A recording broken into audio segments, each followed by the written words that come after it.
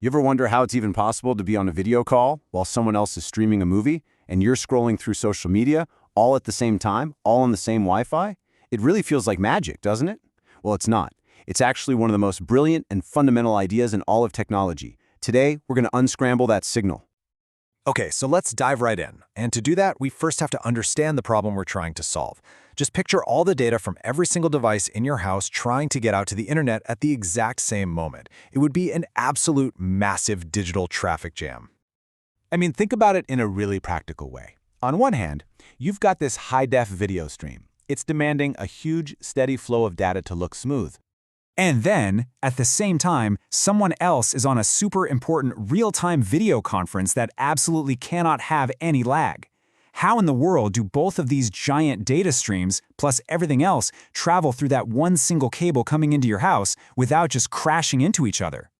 So here's the real challenge. We have one single shared resource, that transmission medium, and it needs to handle an incredible amount of different kinds of traffic. It's a classic problem, really. You've got one highway, but you've got a whole lot of cars trying to use it.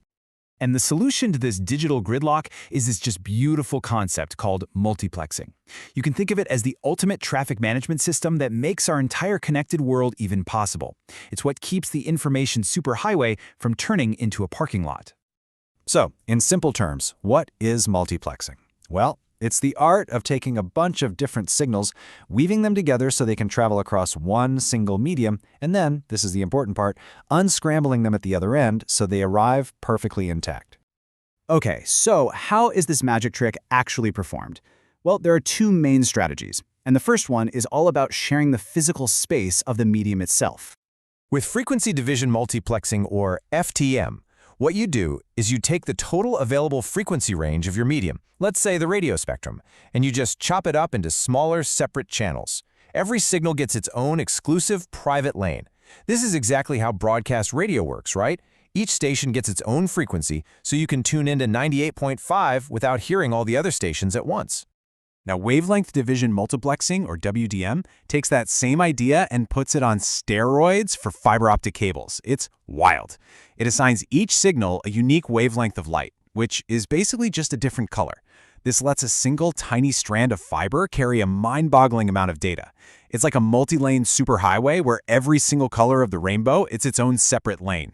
This is the tech that powers the backbone of the entire global internet.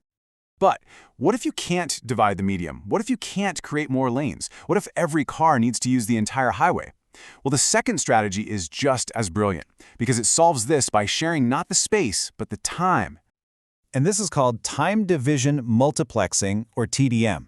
Imagine a super fast, super efficient traffic merge, where each car gets a tiny, precise slot to get onto the highway. With TDM, each data stream gets to use the full power of the channel, but only for a tiny fraction of a second, taking turns in this incredibly rapid repeating sequence. It's a foundational concept for things like digital phone networks. Now, what's really cool is that TDM actually comes in two main flavors. You've got synchronous TDM, which is like a traffic light with a fixed timer, right? Every direction gets a green light for, say, 30 seconds, whether there are cars waiting or not. It's predictable, sure, but it can be really wasteful. Then you have asynchronous TDM, which is so much smarter.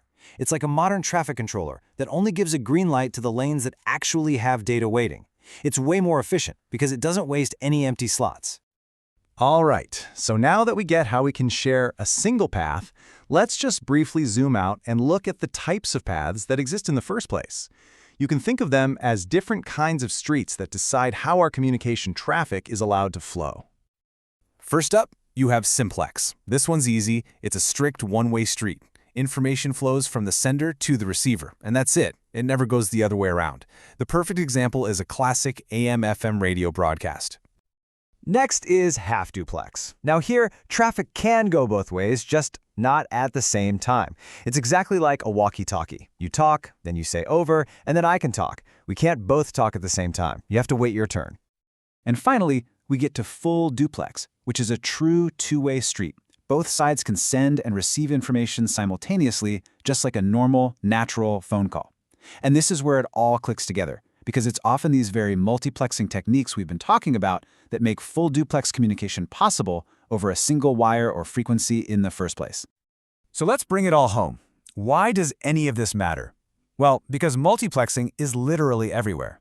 FDM gave us radio and TV.